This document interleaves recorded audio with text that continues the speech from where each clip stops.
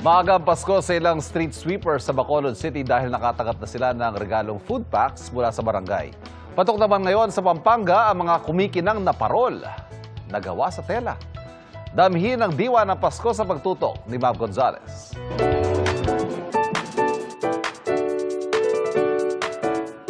Basta parol, gawa man sa makukulay na papel, kawayan, plastic o copy shells, angat ang mga likha sa tinaguriang Christmas capital ng bansa, San Fernando, Pampanga.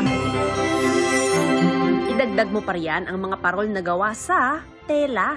Dinisenyo ito ng 30-year-old parol maker mula San Fernando na si Mark. In demand namin yung made of fabric. Na yung fabric, mas nagugustuhan nila ngayon compared sa plastic. Yeah. Saka mas matibay kasi yung compared sa plastic. Talaga raw mabusisi ang paggawa ng fabric parol dahil gumagamit ng sequins na karaniwan sa mga gown. Depende sa laki at disenyo, nasa 500 hanggang 800 pesos ang kanilang fabric parol na bukod sa display sa inyong bahay, pwede ring iregalo sa iba.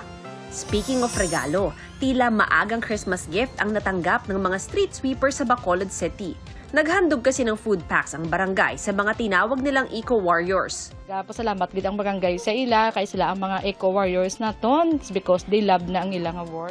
Maliit na bagay raw ito kumpara sa sakripisyo ng mga street sweeper para panatilihing malinis ang kanilang mga kalsada at plaza. Proud ko ma, wala ko sukuan ng ako ng pagka-street cleaners. Ano ba lang kapisan niya?